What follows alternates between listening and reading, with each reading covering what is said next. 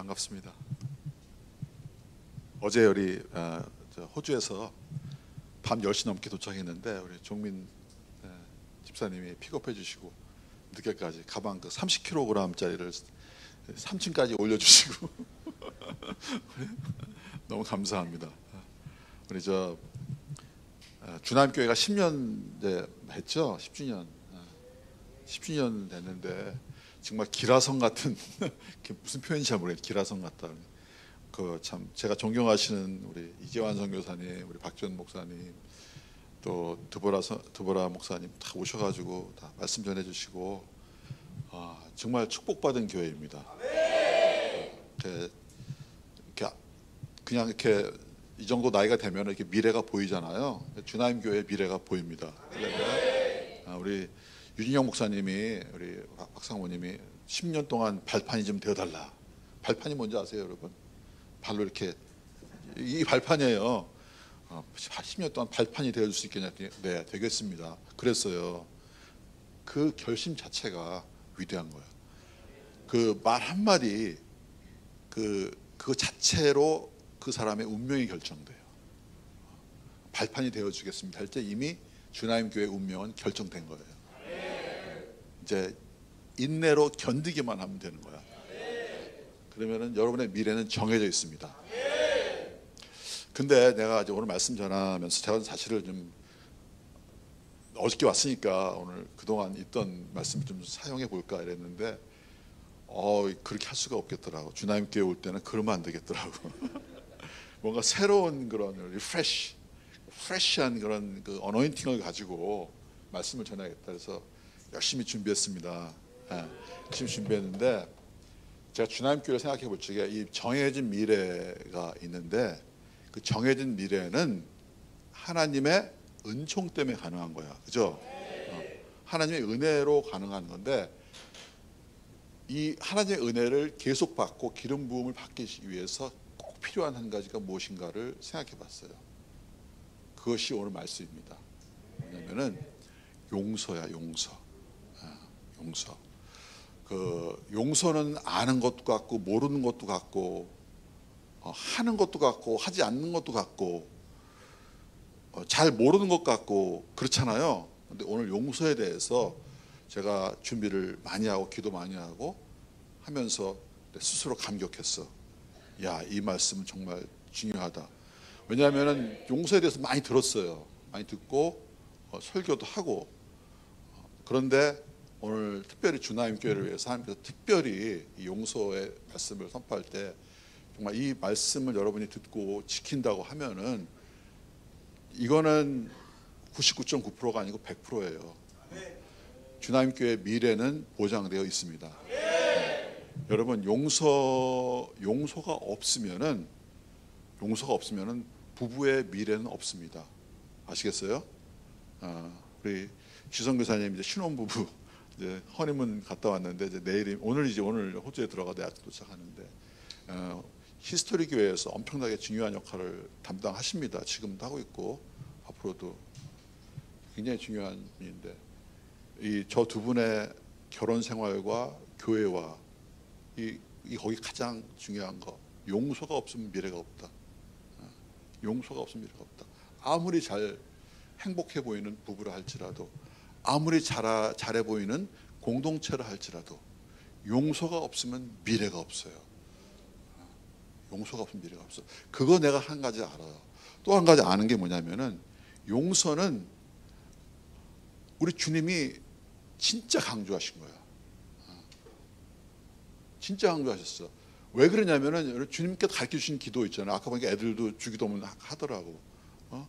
하늘에 계신 우리 아버지 하잖아요. 그러면서 다른 것들은 설명하지 않으셨어. 딱 용서에 대해서만 설명하셨어요.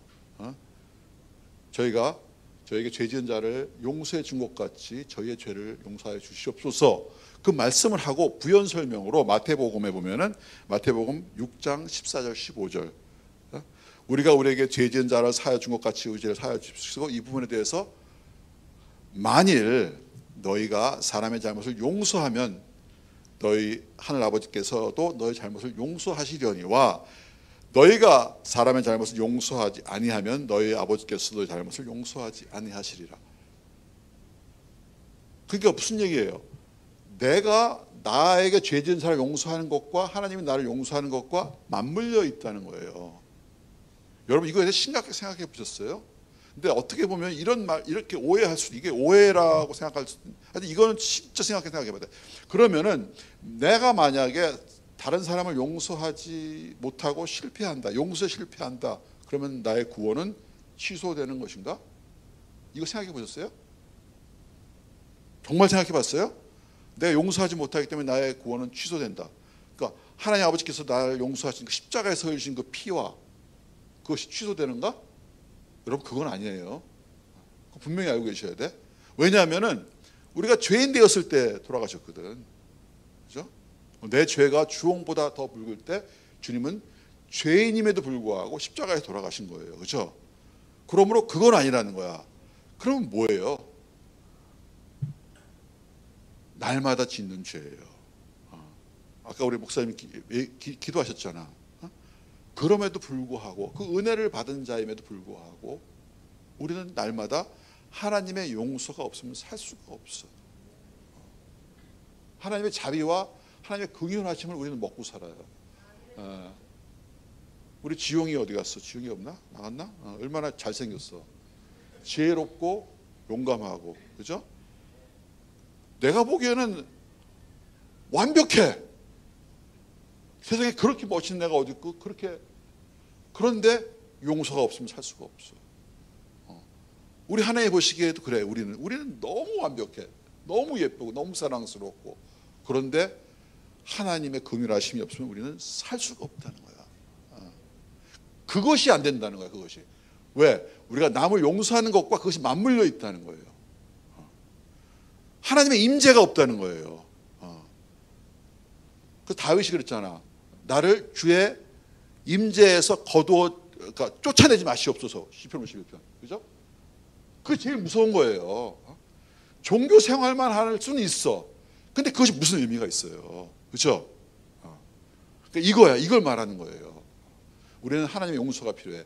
그러나 너희가 다른 사람을 용서하지 않으면은 안 된다는 거예요. 그렇지 않아요? 부부 사이 그렇잖아. 그죠? 별거 아닌 것 같고 싸우더라도 그것 때문에 기도는 막히는 거야. 그죠? 그래서 막 몸부림치는 거 아니야. 그래서 오늘은 진짜 실제적으로 어떻게 용서할 수 있는가에 대해서 주님께서 가르쳐 주신다는 거예요. 우리 주님은요, 이렇게 권위를 가지고 그렇게 할 수도 있어요. 용서해. 용서하라고. 내 명령이야. 그렇게 할 수도 있어요. 그죠? 그럼 순종해야 돼. 근데 우리 주님 그렇게 안 하셔. 설명을 해주시는 거야. 이렇게 하면 할 수 있다. 이거 가능한 거다. 안 되는 게 아니다. 라고 설명을 해주시는 거예요. 마태복음 18장 21절 22절. 우리 같이 읽을까? 잠깐만요. 이게 번역이 여러 가지가 있으니까 그냥 스크린을 보고 읽읍시다. 시작. 그때 베드로가 나와 이르되 주여, 형제가 내게 죄를 범하면 몇 번이나 용서하여 주리이까? 7번까지 하오리이까? 예수께서 이르시되 내게 이르노니 7번뿐 아니라 7번을 70번까지라도 할지니라. 아멘. 자, 여기서 형제라고 하는 것은 다른 사람이지만 그냥 다른 사람이 아니에요. 어떤 사람이면 가까이 있는 다른 사람이야.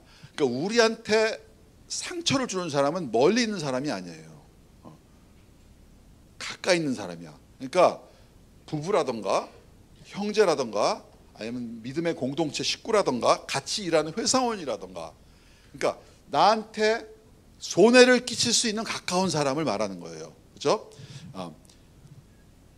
그래서 나한테 죄를 짓는다고 하는 건 무엇을 말하냐면 나한테 손해를 보게 한다는 걸 말하는 거예요. 아프게 만든다.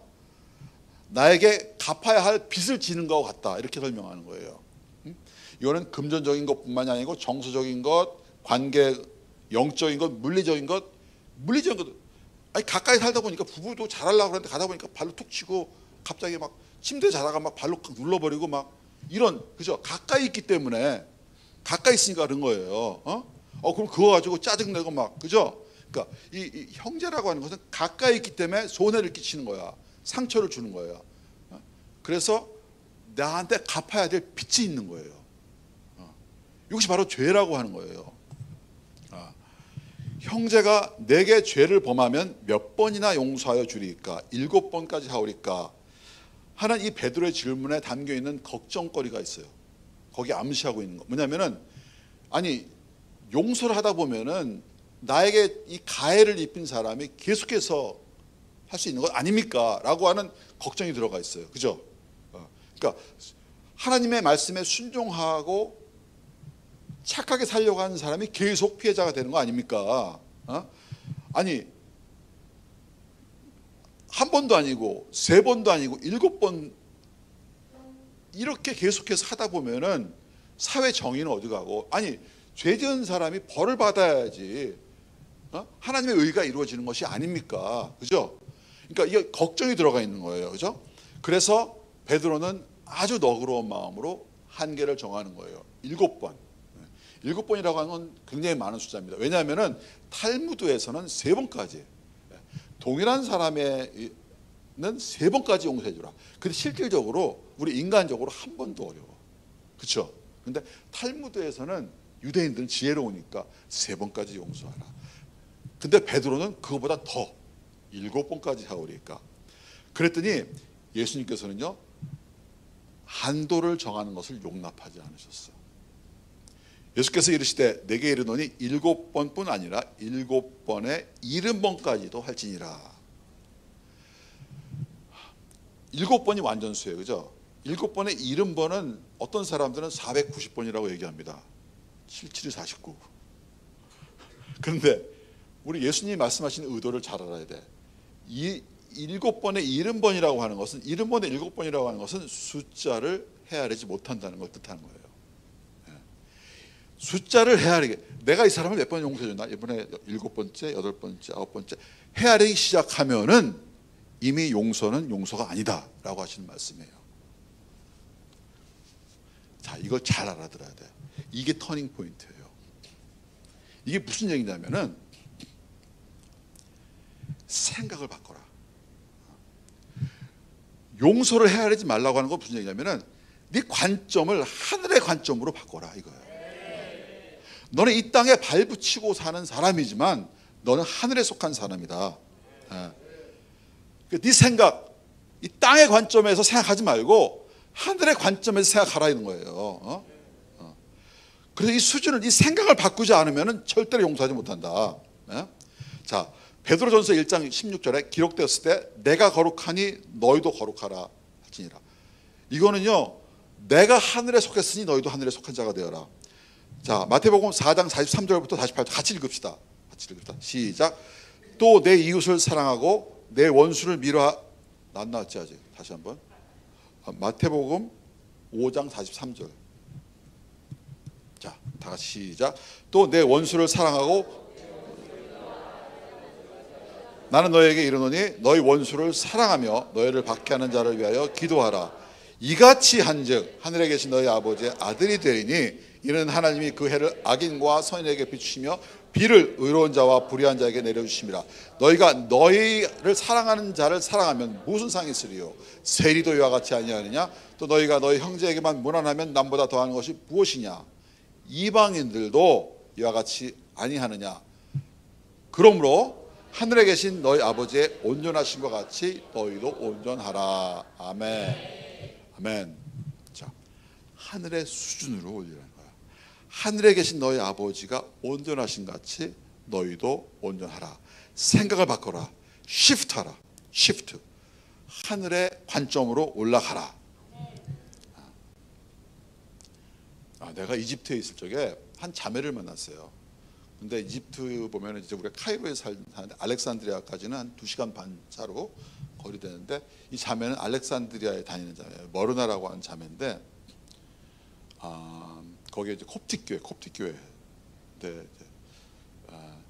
그 우리 브라이언 목사님이 이렇게 연결해 주셔서, 우리 만난 거는 아주 오래전에 만났는데 이제 잊어먹었다가 브라이언 목사님하고 연결해서 다시 만나게 됐는데, 그 자매가 일부러 카이로까지 내려왔어요. 그리고 우리 같이 식사를 하기로 식사를 했어요. 근데 식사를 하면서 이런저런 얘기하는데 좀 궁금하더라고. 왜냐하면은 내가 이집트 사람을 좀 알아요. 조금 아는데, 이집트 사람은 내가 이렇게 가면은 돈 많은 사장으로 생각해. 일단은 나이가 그렇게 생겼고 머리도 하얗고 아시아 사람이고, 이제 내가 지나가면 이제 돈이 지나간다고 생각해. 실제로 하나도 없는데. 어쨌든 이 자매가 좀 궁금해서 내가 솔직하게 물어봤어요. 단도직입적으로. 너 진짜 네가 원하는 게 뭐야? 딱 그랬어요. 좀 그래야겠더라고. 이 자매가 잠시 얘기를 안 해. 그러니 생각을 하다가 한 2, 3분 시간이 지났어요. 아무 소리도 안 하고. 그러다 갑자기 입을 열어서 얘기한 게 있어요. 솔직히, honestly, I want to be like Jesus. 솔직히 얘기하겠는데 나는 주님을 닮는 것이 내 소원이야. 그 얘기를 딱 하는 거예요. 그 얘기를 딱 듣는 순간 갑자기 내 입에서 미소가 쫙 드는 거야. 그리고 갑자기 마음이 시원해져. 와, 이런 자매가 있구나. 여러분 솔직히 보세요. 여러분이 진짜 원하는 게 뭡니까? 여러분이 진짜 원하는 게 뭐예요? 정말 여러분 예수님 닮고 싶으세요? 정말 닮고 싶으세요? 우리 댄 목사님이 나한테 그랬어. 정말 예수님 닮고 싶으면은 예수님이 하던 일을 너도 해라. 너무 심플하지 않아요? 너무 단순해. 정말 예수님 닮고 싶으면은 예수님이 한 일을 너도 하라. 근데 예수님이 강조한 게 뭐냐면은요, 용서하라는 거예요.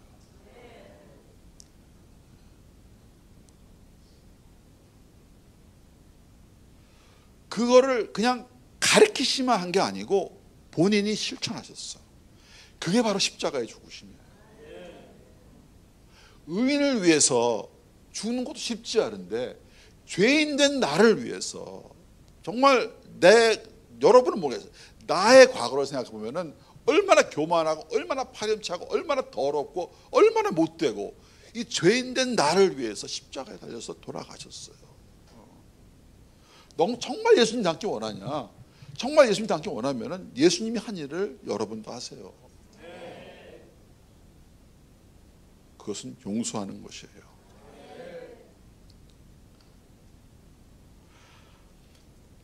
이 땅에 발붙이고 사는 저와 여러분, 이 죄 많은 이 땅에 살고 있는 저와 여러분, 우리한테 하나님이 원하시는 것이 무엇이냐고 한번 생각해 본 적 있으세요? 저는 이거 생각해 보니까 딱 한 가지밖에 없더라고요. 하나님 나한테 원하시는 건 무엇인가? 한번 보고 싶다. 네가 정말 하늘에 속한 자냐? 그거 한번 보여다오. 이거야. 너가 정말 땅에 속한 자냐? 하늘에 속한 자냐? 그거 한번 보여주고 싶다. 그거 한번 보여달라는 거예요. 그런데 그 하나님이 원하시는 그 일이 안 된다는 거야. 왜? 내 자연인은 죄인이라는 거야.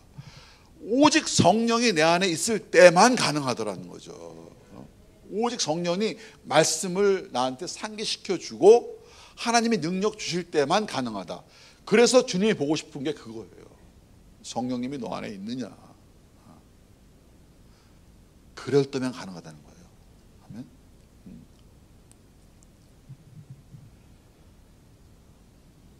자, 이제 용서는 어떻게 해야 되는가를 주님이 가르쳐 주세요. 마태복음 18장 23절 시작. 그러므로 천국은 종들과 결산하려 하던 어떤 임금과 같으니. 비유로 말씀하시는데 처음 시작을 어떻게 하냐면, 천국은 종들과 결산하려고 하는 어떤 임금과 같으니. 자, 용서의 첫 단계예요. 용서의 첫 단계는 뭔지 아세요? 진실을 말하는 단계예요. 이것이 가장 기초야. 그냥 용서라고 하는 것은 죄를 그냥 양해하는 거, 그냥 덮어버리는 거, 적당히 은폐하는 거, 이거는 용서가 아니야. 여러분 우리가 수술을 하기 전에 그냥 대충 그냥 잘라버려요? 아니요. 그냥 대충 덮어버려요? 그럼 죽어. 엑스레이 찍어야 되고 캣스캔 해야 되고 또 뭐야 MRI 해야 되고. 용서의 첫 번째 단계는 진실을 직면하게 하는 거예요. 여러분 우리가 하늘나라 가면은 제일 먼저 하는 게 뭔지 아세요? 하나님의 심판대 앞에서 진실을 직면하는 거예요. 마찬가지로 용서의 첫 번째 단계는요, 직면하는 거예요. 이거 잘 못해요. 하지도 못하고 받지도 못하고. 근데 그것이 첫 번째 단계라는 거예요. 천국은 그 종들과 결산하려고 하는 어떤 임금과 같으니 절대로 이 부분이 그냥 바이파스 되면 안 돼. 이 부분을 통과하고 딴 거 다 해봐야 안 된다는 거야. 진실을 말하는 데부터 용서는 시작하는 것입니다. 이것이 하늘의 법이요. 그냥 덮어버리고 은폐해버리고 이것은 땅의 법이야. 힘 있는 자가 진리라고 하잖아. 그건 땅의 법이에요. 하늘의 법은 그렇지 않아. 여러분 이 땅은 정말 죄악이 홍수처럼 넘쳐나는 곳이에요. 수많은 관례들이 이미 죄로 물들은 관례들이에요. 천국의 관점에서 보면은 너무나 죄가 뚜렷해. 근데 이 땅의 관점에서 그 문화 때문에, 환경 때문에 그걸 보지 못해 사람들이. 그렇기 때문에 진실을 말해야 되는 거예요. 저의 영적인 아비가 이제 94세예요. 댄 암스트롱 목사님이신데 이분은 정말 그 선교의 어떤 그 전설적인 인물이야. 지금도 제가 지난주에 뵀어요. 94세인데 그 원주민 한 지역 그 엘코 아일랜드에 가가지고 그 전체의 주민을 다 복음화했어. 그 세례를 받는데 몇 시간 동안 줄 서가지고 원주민들이 그런 기적이 일어났던 이런 분이야. 지금 94세인데 지금도 전도하고 다니세요. 그분이 이제 같이 있으면서 한 얘기인데 한 번은 이제 브라질에 갔대. 초청 받아서. 이분은 복음 전도자예요. 복음을 전하라고 초청받았는데 그 초청한 사람이 굉장히 돈이 많은 부자래요. 그래서 그분에게 가서 식사를 하는데 아니 세상에 그렇게 대통령궁 같은 집에 산대요. 그 좋은 차에. 그러니까 이 호주에서 오신 이 댄 목사님도 그냥 깜짝 놀랄 정도로 화려하게 사시는 거야. 잘 사시는 거예요. 이분이 이제 초청하신 거야. 그리고 이제 댄 목사님한테 부탁을 했대요. 우리 식구들이 많다. 식구라고 하는 건 종업원들을 말하는 거예요. 자기가 이제 데리고 있는 종업원들이 많으니까 우리 거기 가가지고 복음을 전해달라. 그래서 뭐 그 근처인 줄 알았대요. 그랬더니 차를 타고 좀 가더래. 한참 가더래. 거기를 가셨대요. 갔는데 진짜 깜짝 놀란 거야. 세상에 이거는 사람이 아니고 짐승보다도 못한 환경에서 살고 있더래. 그러니까 이 사람은 그들을 부려서 부자가 되는 거야. 그러니까 자기 종인데 환경이 사람이 살 수 없는 짐승과 같은 환경 속에서 살고 있는 이 사람들한테 댄 목사님을 불러서 초청해서 설교를 해달라는 거예요. 댄 목사님이 그걸 보고서 너무 놀라고 댄 목사님 솔직하게 얘기했대요. 죄송합니다. 저는 여기서는 복음을 전하지 못하겠습니다. 이분들이 먼저 사람답게 만들어 주십시오. 사람답게 살게. 당신이 그렇게 만들어 주세요. 그리고 당신이 복음을 전할 수 있습니다. 라고 얘기를 했다는 거예요. 여러분 이분은요 어떻게 보면은 좋은 마음으로 댄 목사님을 초청해서 복음을 전하기를 원했던 거예요. 그런데 몰라. 그 사회에서는 원래 그런 거예요. 부자는 부자고 가난한 사람은 짐승보다 못하게 사는. 거기에 진실을 말해야 되는 거야. 진실을 말하는 것이 복음이에요. 진실을 말하는 것이 사랑이에요.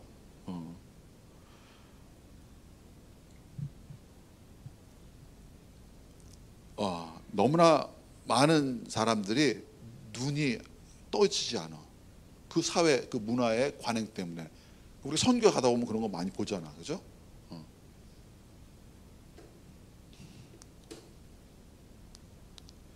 그 예수님이 이 용서에 대해서 가르쳐 주기 전에 바로 직전에 마태복음 18장에서 15절, 17절 말씀하셨어요. 다 같이 읽겠습니다. 시작. 내 형제가 죄를 범하거든 가서 너와 그 사람과만 상대하고 권고하라. 만일 들으면 내가 내 형제를 얻은 것이요, 만일 듣지 않거든 한두 사람을 데리고 가서 두세 증인의 입으로 말마다 확증하게 하라. 만일 그들의 말을 듣지 않거든 교회 말하고 교회 말도 듣지 않거든 이방인과 세리와 같이 여기라. 자, 용서에 대해서 가르치면서 이 얘기를 하는 거예요. 진리를 얘기하는, 직면하는 거. 왜 이렇게까지 해? 처음에는 개인적으로 얘기하라. 근데 인정하지 않는다는 거야. 그죠? 그럼 두세 사람을 가지고 말마다 확증하게 하라. 그래도 인정하지 않는다는 거야. 그럼 어떻게? 교회한테 얘기하라. 그리고 교회한테 마지막 권위를 주셨어요. 그만큼 인정하는 것이 어렵다는 거야. 진실을 가지고 직면할 적에. 예? 자, 근데 교회의 권위는 뭐예요? 진리를 말하는 거예요. 교회는 하늘의 관점을 가지고 있어야 돼. 예? 세상의 관점을 가지고 있으면 안 돼요. 하늘의 관점을 가지고 사랑으로 진리를 말하고 용서해야 되는 거예요. 근데 진리를 말하지 않고 용서는 없다는 거야. 그 권위를 교회한테 주셨다는 거예요. 그것이 바로 예수님께서 가르쳐준 바로 그 말씀, 용서에 대한 말씀 직전의 말씀인 거예요. 자, 다윗이 이스라엘 전 종족의 왕이 되었어요. 유다와 이스라엘에. 그럴 때 우리아의 아내를 범했어. 이거는 강간이에요. 왜냐하면 자기가 힘을 가지고 있기 때문에. 그 여자한테 사랑할 수 있는 기회를 준 게 아니고 범한 거예요. 강간이에요. 그리고 자기의 그 부하 우리아의 아내인데 우리아를 최전방에 보내서 적의 화살에 맞아 죽게 만들었어. 그죠? 그리고 그걸 은폐하려고 했어요. 이것이 그 당시에서는 그 당시 관행에 의하면은 있을 수 있는 일이에요. 왜? 왕이니까. 은폐하면 그냥 지나가면 그만이에요.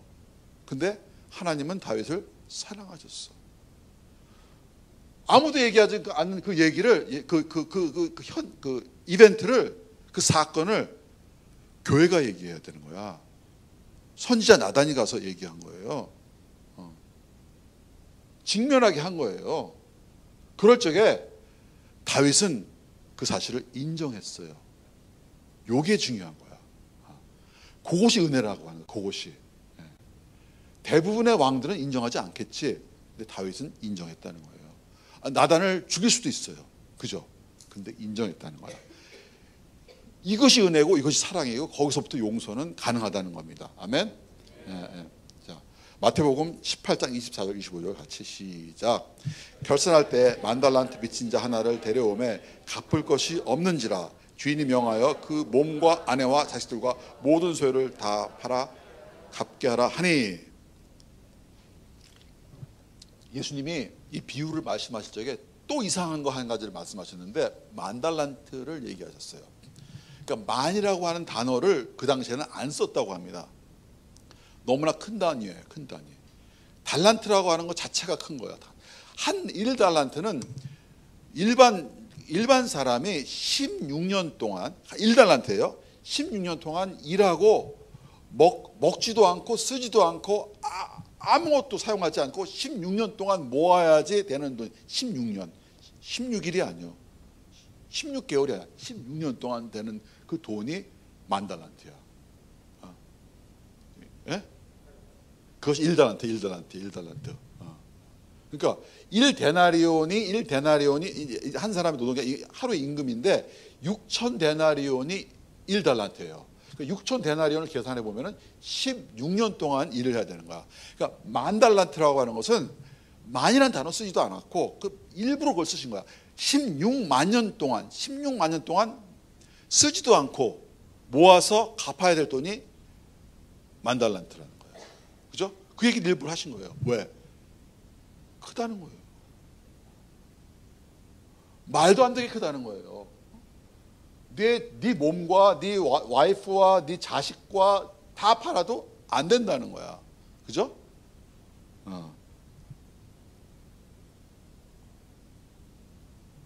자, 어떻게 이런 빚을 질 수 있을까? 난 일단 이게 궁금했어. 만약에 이 사람이 그 나라의 국고를 관리하는 사람이라면 가능해. 그러니까 왕의 측근으로서 나라의 돈을 빼먹은 거야. 그죠? 이러면 가능해요. 그런데 그렇지 않으면은 예수님이 일부러 이걸 얘기한 거야. 이 주님과 가까운 사람이, 이 왕과 가까운 측근이 왕한테 큰 피해를 줄 수 있다는 걸 강조하기 위해서. 다시 얘기하면은 우리는 하나님과 가까운 사람이기 때문에 하나님한테 큰 피해를 줄 수 있다는 거예요. 그죠? 여러분, 이 부부가 사랑하기 때문에, 신뢰하기 때문에 부부 중 한 사람이 치팅한다 그러잖아요. 영어로 치팅, 바람피는 거. 그럴 적에 상처를 주는 거예요. 왜냐하면 믿었기 때문에, 신뢰를 깨버린 거야. 그 상처는 내가 봤는데 그걸 극복을 못 하더라고. 나는 이제 저를 이제 후원해 주시는 분이 이제 그런 일이 있어가지고 그것이 얼마 정도 갈까? 근데요, 평생 안 되는 것 같아. 용서가 그렇게 힘든 거야.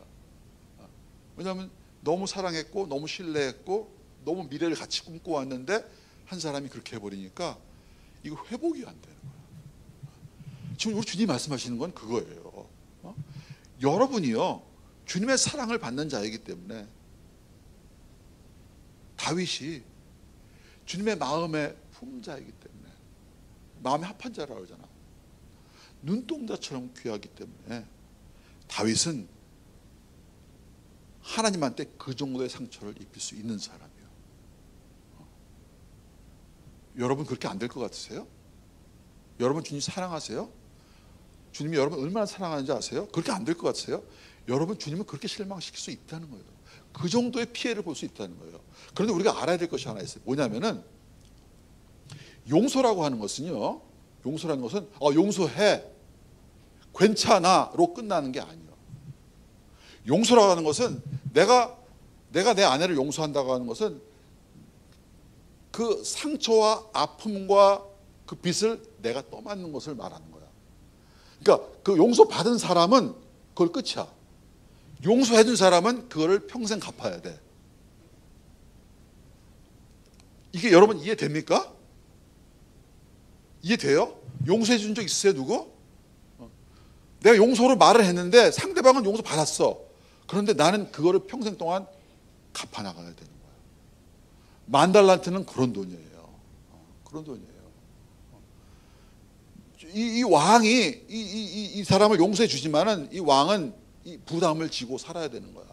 그런 돈, 그 정도로 큰 돈이라고 하는 거예요.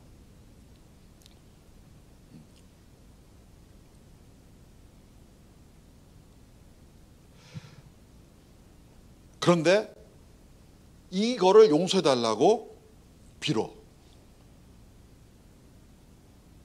말도 안 되는데 용서해 달래. 갚겠대. 그걸 못 갚아.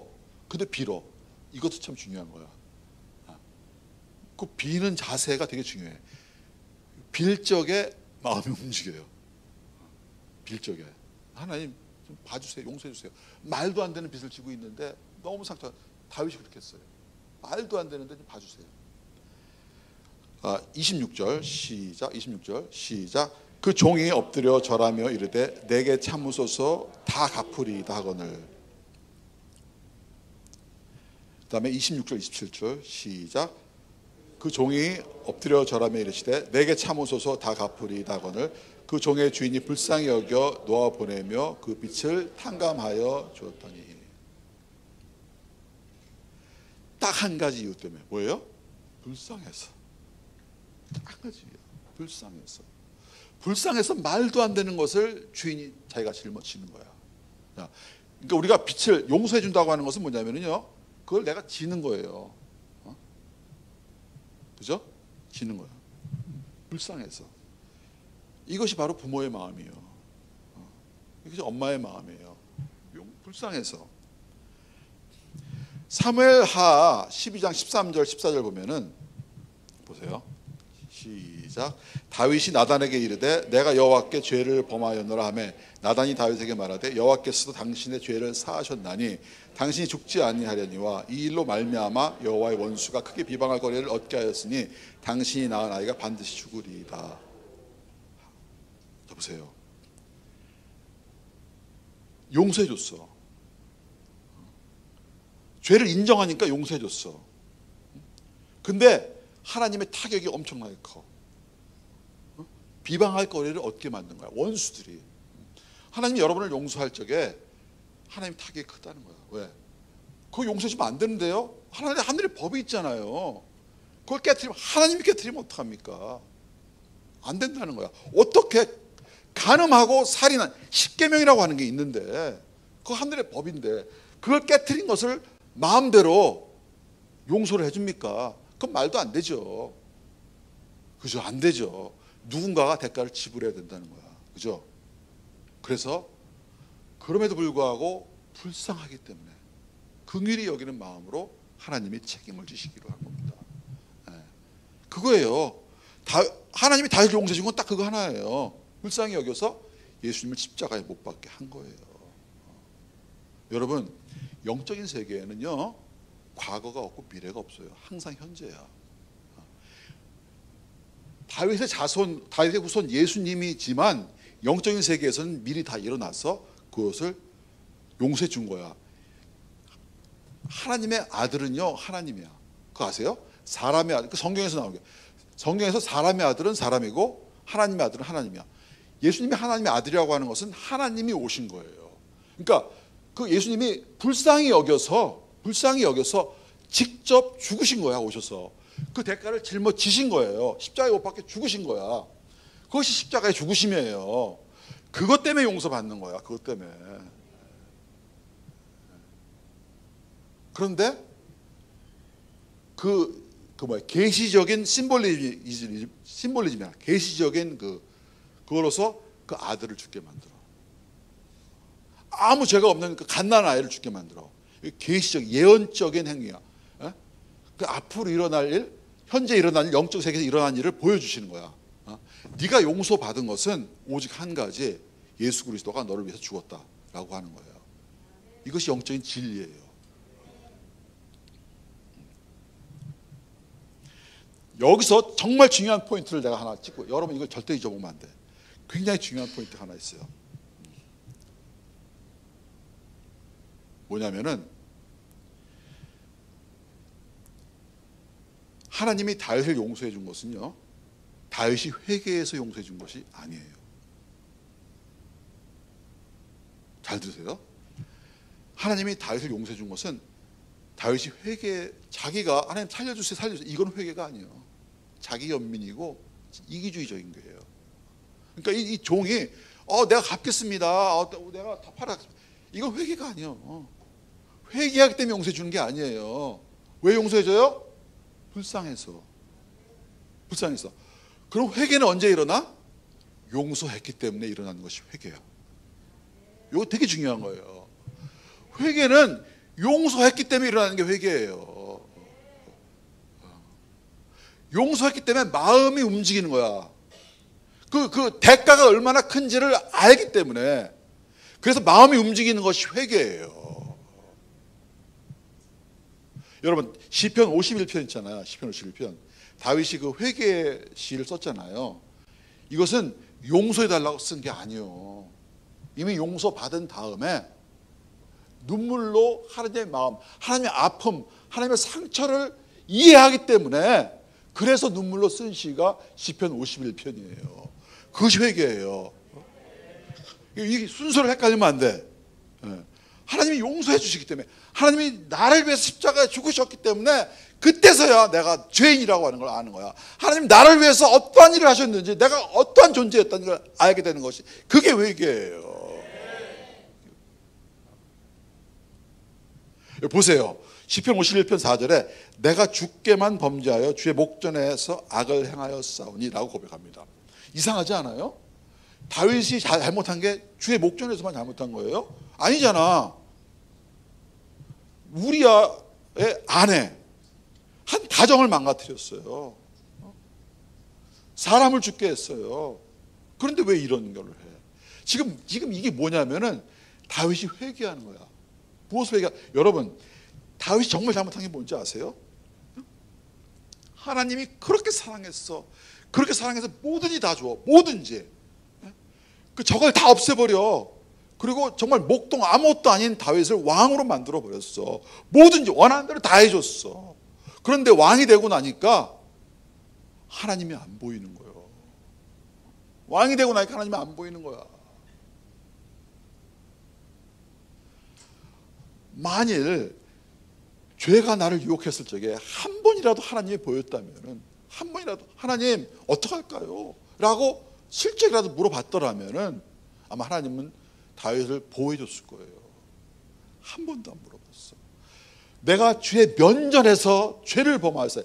주님이 함께 계신데, 주님이 앞에 있는데 그 자리에서 죄를 범했다는 거야. 이것이 죄라는 거야. 이것이 뭐예요? 주님이 안 보이는 거야. 주님을 무시해버리는 거야.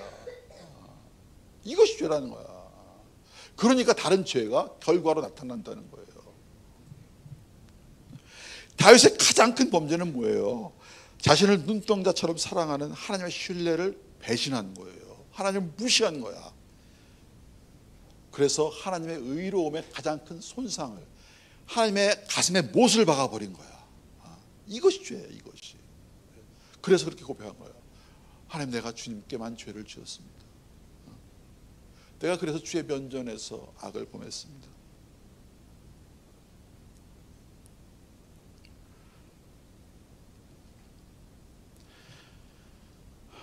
회개는요 정말 큰 은혜예요.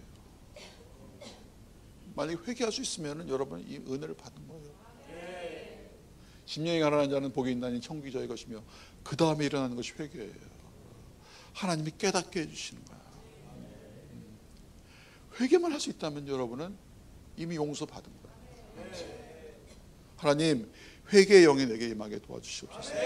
내게 은혜를 주시옵소서. 하나님, 내가 하나님이 나를 위해서 어떠한 대가를 지불했는지 그것을 깨달아지게 하여 주시옵소서. 그래서 다윗이요, 이 용서를 받은 다음에 마음이 변해요. 나는 잘 몰랐어요. 이제 나중에 내가 나이 들어서 이렇게 다윗의 인생을 보니까 다윗의 인생이 은혜로운 것은 나이가 먹은 다음이요. 그 못된 짓 하는 그 아들 압살롬, 그 시몬인가 막 도망갈 적에 막 저주하던 그 사람, 이 압살롬이 얼마나 못된 놈이냐면은 자기가 왕이 되려고 다 사기쳐가지고 왕 하잖아요. 반역 일으켜가지고 그 다윗이 그 아버지가 도망가잖아요. 도망갔을 때 그 아버지의 concubine, 뭐라 하지, 첩, 그 옥상에 올라가가지고요, 그 아버지의 concubine, 그 첩을 범한 사람이야. 이건 인간 이하의 폐륜. 그런데 다윗이 어떤 사람이냐면요, 하나님의 용서를 받은 자이기 때문에 실제적으로 압살롬을 불쌍하게 생각해요. 실제적으로 압살롬이 그 요압에서 죽었을 적에요, 어떻게 울었는지 아세요? 성경 보세요 한번. 어딨지? 사무엘 하에 나와. 18장 33절. 다 같이 시작. 왕의 마음이 심히 아파 문 위층에 올라가서 우니라. 그가 올라갈 때 말하기를 내 아들 압살롬아, 내 아들 압살롬아, 차라리 내가 너를 대신하여 죽었다면 압살롬 내 아들아 하였더라. 이것이 실제로 다윗의 마음이에요. 이 못된 죄인을 보고 우는 아버지의 마음, 이것이 바로 다윗이 하나님께 용서를 받았기 때문에, 회개를 했기 때문에, 하나님의 마음을 알기 때문에 하나님의 마음으로 울었던 거예요. 그렇게 평생을 용서하고 살다가 다윗은 하늘나라에 간 거예요. 마태복음 18장 28절에서부터 35절 다 같이 읽겠습니다. 올라갈까요? 시작. 그 종이 나가서 자기에게 100다니엘 빚진 동료 한 사람 만나 붙들어 목을 잡고 이르되 빚을 갚으라 하며 그 동료가 엎드려 간거에 이르되 나에게 참아주소서 갚으리이다 하되 허락하지 아니하고 이에 가서 그가 빚을 갚도록 옥에 가두거늘 그 동료들이 그것을 보고 몹시 딱하게 여겨 주인에게 가서 그 일을 다 알리니 이에 주인이 그를 불러다가 말하되 악한 종아 내가 빌기에 내가 내 빚을 다 탕감하여 주었거늘 내가 너를 불쌍히 여긴과 같이 너도 내 동료를 불쌍히 여기니 마땅하지 아니하냐 하고 주인이 노하여 그 빚을 다 갚도록 그를 옥졸에게 넘기니라. 너희가 각각 마음으로부터 형제를 용서하지 아니하면 나의 하늘 아버지께서도 너희에게 이와 같이 하시리라. 아멘. 아멘. 자, 여기 중요한 건 뭐예요? 각각 마음으로부터 너 형제를 용서하지 아니하면, 하늘로부터 용서를 받은 사람의 뭐가 있어야 돼? 마음밭이 변해야 된다는 거야. 만일 마음밭이 변하지 않았다면 이유는 딱 한 가지. 뭐예요? 하늘의 용서를 받지 않은 거야. 줬음에도 불구하고, 탕감해 줬음에도 불구하고 내 안에는 들어오지 않은 거야. 그 전에 살려주십시오, 용서해 주십시오. 그건 회개가 아니라고 그랬죠? 그건 회개가 아니야. 회개는 뭐예요? 하늘에서 용서를 받았는데 내 마음이 변해버렸어. 그분이 얼마나 많은 대가를 지불했는지를 깨달았어. 요것이 회개야. 요것이 안 되니까 어떻게 돼? 500데나리온이잖아. 500데나리온. 500데나리온이 몇 데나리온? 100데나리온? 100데나리온. 그것이 엄청 크게 보이는 거야. 50만 분의 1. 말도 안 되는데 자기한테는 그것이 엄청 커 보이는 거예요. 왜? 마음의 변화가 하나도 없었던 거야. 그러니까 다시 감옥에 들어가는 거야. 어차피 처음부터 구원받은 사람이 아니야. 그렇죠? 각각 진심으로 마음으로부터 용서하지 아니하면은 이미 회개가 안 일어난 거기 때문에 나의 하늘 아버지께서 너에게 이와 같이 하시리라. 하늘로부터 용서가 내 마음속에 변화를 일으켜줘야 된다. 아멘. 네. 자, 예수님이 하신 일의 요지는 바로 그것이죠. 이 사람이 그 많은 대가를 받고도 아무런 마음의 변화가 없었다. 죄송합니다. 크리스찬이요, 저와 여러분이 다른 사람을 용서하지 못하는 이유가 뭔지를 생각해 보셔야 됩니다. 딱 한 가지야. 하나님의 은혜가 깨달아지지 않았기 때문에 용서 못하는 거야. 딱 그거 한 가지야. 그래서 우리는 우리를 위해서 만든 것도 아니고, 우리는 능력이 있어야 하고, 우리는 자유로워야 하고, 우리는 행복해야 하고, 우리는 감옥에 가지 말아야 되는데, 우리가 가지 않아야 할 그 감옥을 가는 이유는, 크리스찬으로 평생 살면서 아무것도 풀리지 않는 이유는, 왜 계속 나한테는 어려움만 닥칠까 고민하는 이유는 뭐예요? 회개, 진정한 회개가 없었기 때문에 그런 거예요. 하나님의 은혜를 아직 깨닫지 못했기 때문에. 제가 그 오렌지에서 오렌지 기도회 집을 운영했을 적에 자비량으로 좀 제가 일을 했어요. 처음에는 이제 히스토리 교회에서 한 2년 동안 도와주고, 그 다음에 이제 끊어가지고 청소를 했어요. 청소를. 근데 그때 이제 그 의사가 한 명 있었는데, 그러니까 그냥 의사가 아니고 병원 원장이요. 병원을 운영하는 사람이에요. 그리고 그분이 여자고 그분 남편이 인도 사람이요. 근데 그분들이 이제 하나님을 사랑하는 사람이에요. 그리고 자기 집에서 예배를 드려. 예배를 드려 사람들이 거기 가는 걸 좋아하고. 근데 그분이 저한테 이제 부탁을 했어요. 청소를 해달라. 이제 자기는 나름대로 나를 도와주고 또 청소도 하고 그런 생각이었어요. 너무 이제 좋은 생각이죠. 저는 그 집을 청소해줬어요. 그 집도 청소해주고 병원도 청소해주고. 근데 문제가 한 가지 있어. 돈을 안 줘. 돈을 안 줘. 청소를 하면 약속을 했잖아. 뭐 시간당 얼마씩 주기로. 돈을 줘야 되는데 안 주는 거야. 이상하다. 그래서 이제 내가 전화를 계속 걸잖아요. 그럼 한 10번 정도 독촉하면은 돈을 줘. 그 인도 사람이 이제 남편이 관리하는데, 너무 안 줄 때는 내가 와이프한테 얘기해. 그럼 그 다음날 돈도 주더라고. 근데 진짜 화가 나는 건 뭐냐면은 거짓말해. 내가 어떨 때 만나가지고 너 돈을 왜 어떡하지 안 주냐 그러면 통장에 보냈다 확인해보라. 아니 통장 확인하는 거 어렵지 않아요. 그냥 전화기 한번 이렇게 열어가지고 딱 한번 확인하. 그 앞에서 분명히 돈이 안 들어왔는데 돈을 보냈대. 거짓말하는 건 내가 좀 못 참겠더라고. 그리고 게다가 이 사람들이 나름대로 목회를 하는 사람들이에요. 근데 이게 나만 그런 게 아니고 보니까 사람들이 왔다 계속 가는 거야. 다 떼어먹고 도망간 거야. 그러니까 다 떼어먹고 사람들이 아예 잘 먹고 떨어져라 이렇게 간 거야. 그래서 이제 너무 힘들어. 귀찮아가지고 독촉하는 것도 이제 한두 번이지 그거 계속 해봐요. 아주 힘들어. 청소는 해줬어요. 이제 하다가 포기했어요. 근데 진짜 안 주더라고. 5개월을 밀렸어. 5개월은 이제 한 3, 4개월 밀린 것 같아요. 5,000불에 5,000불. 정확하게 모르겠는데 한 5,000불에 6,000불 사이인데. 근데 문제는 내가 영적으로 이게 피해를 입더라고. 기도도 잘 안 되고 짜증나고 미워지고 그러면 안 되잖아요. 기도의 집하는 거는. 그래서 이제 하루는 기도하는데 하나님이 이 말씀을 딱 생각나게 해주더라고. 내가 하나님한테 진 빚이 그렇게 많은데 그거 가지고 내가 그러고 그냥 용서해 주기로 했어. 그냥 탕감해 주기로 했어. 그래서 그날 딱 하나님 말씀 받는데 순종해야지. 그래 하나님 말씀 주셨으니까. 그리고 가서 만났어요. 병원에 가서 만나서 그분하고 얘기했어요. 네가 보니까 나한테 줄 돈이 5,000불이 좀 넘더라. 근데 내가 너무 힘들었다.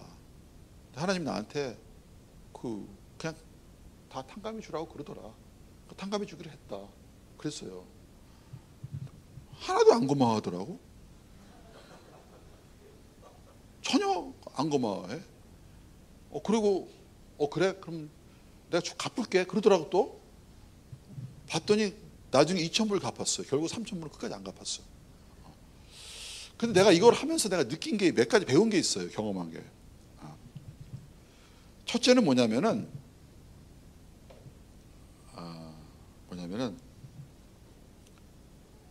별것도 아닌 금액인데 그것이 나하고 관련돼 있을 때는 굉장히 크더라 라고 하는 걸 깨달았어요. 이거는 객관적으로 보는 문제가 아니고 나에게 연결돼 있을 때는 그것이 나한테는 엄청나게 크더라. 다시 얘기해가지고 아무것도 안 보이더라. 이 사람한테 벌 주고 싶고 화내고 싶고 피해를 입히고 싶은 생각밖에 안 들더라. 이것이 나의 자연인이더라는 거예요. 나의 솔직한. 나는 목사도 했었고 기도원도 운영하고 기도도 많이 한다고 생각하는 사람인데 안 되더라. 솔직하게. 그러면 언제 가능하느냐? 하나님이 내게 말씀할 때만 가능하더라 하는 걸 깨달았어요. 하나님이 성령으로 요 본문 말씀이 깨닫게 해줬을 때만 가능하더라. 그것도 내가 순종하는 마음으로 순종했을 때만 가능하더라. 이것이 되게 중요해요. 되게 중요해요. 우리 솔직해져야 돼. 안 되는 건 안 되는 거야. 그런데 하나님이 가능하게 해주셨다는 거예요. 중요한 건 뭐냐면 용서하는 게 중요하다는 거예요. 가능한 방법은 뭐예요? 오직 성령님이 너희 안에 임하시면, 오직 말씀에 순종을 하고자 한다면 가능하다는 거예요. 이거는 느낌이 아니고, 이건 분위기가 아니고 뭐예요? 순종이더라. 그런데 그것이 중요하더라는 거예요. 두 번째는 뭐냐면은 나는 그 형제를 마음에서부터 용서하지 않았어요. 억지로 용서했어요. 억울하면서 용서했어요. 마음으로도 용서하지 않았어요. 그럼에도 불구하고 내가 용서의 행위를 했다고 하는 것은 왜 용서를 하긴 했냐면은 나는 하나님의 자비와 은혜가 없으면 하루도 할 수 없는 사람이라고 하는 걸 알았기 때문에 그랬어요. 여러분 하나님의 자비와 은혜가 없이 살 수 있는 사람 있습니까? 여러분 이거 하나만 생각하세요. 만약 여러분이 자신 있으면 그렇게 용서하지 마세요. 그런데 여러분 날마다 하나님의 자비와 은혜가 필요한 사람이라면 용서하세요. 여러분 죄인이 계속해서 죄를 지면 어떡합니까? 하나님께 맡기세요. 하나님이 판단하시고 하나님이 심판하세요. 근데 여러분은 하나님이 필요해요. 하나님의 자비와 긍휼이 필요해요. 그러므로 자비하고 긍휼을 하세요. 그것이 바로 주님께서 가르쳐 주기도문이에요. 우리가 우리의 죄를 사하여 준 것 같이, 아니 우리가 우리에게 죄진 자를 사하여 준 것 같이 우리의 죄를 사하여 주시옵소서. 하나님, 나는 오늘도 하나님의 자비와 긍휼이 필요합니다. 하나님, 나는 그렇게 너그럽지 못하고 나는 아직도 이기적이고 나는 악하지만 하나님, 그러나 그럼에도 불구하고 나는 하나님이 필요합니다. 하나님, 나를 도와주세요. 하나님의 크신 은혜가 생각나게 해주세요. 하나님이 내게 얼마나 많은 것을 지불했는지 그것이 깨달아지게 해주세요. 그렇게 기도하는 겁니다. 그리고 용서하세요. 그러면 여러분의 결혼 생활에 미래가 있을 것이고, 그러면 여러분의 공동체에 미래가 있을 것이고, 그래야 여러분 하늘나라에서 미래가 있는 거예요. 여러분, 하늘나라에는요 용서가 없으면 미래가 없어요. future. There's no future. 그래서 안 되더라도 하라는 겁니다. 하나님께서 도와줄 것입니다. 여러분, 오늘 기도하는데 그걸 참 많이 얘기했어요. 그 풀어지는 거, 자유함을 얻는 거, 어떤 묶임에서 놓이는 거. 저는 이 아침에 여러분이 어떤 묶임이 있는지 모르겠는데 그 묶임에서 놓이기를 원합니다. 우리 같이, 우리 예비팀 나와주시고 우리 이거 기도합시다. 하나님, 나에게 있던 묶임이 놓이기를 원합니다. 하나님, 내가 왜 이걸 못하냐. 하나님, 은혜가 깨달아지게 도와주시옵소서. 하나님, 성령으로 은혜가 깨달아지게 도와주시옵시고, 하나님, 저는 정말로 마음이 가난하기를 원합니다. 하나님, 자비 없이는 살 수 없는 자가 되기 원합니다. 하나님, 나를 도와주세요 라고 기도하기 원합니다. 우리 다 같이 좀 일어서실까요?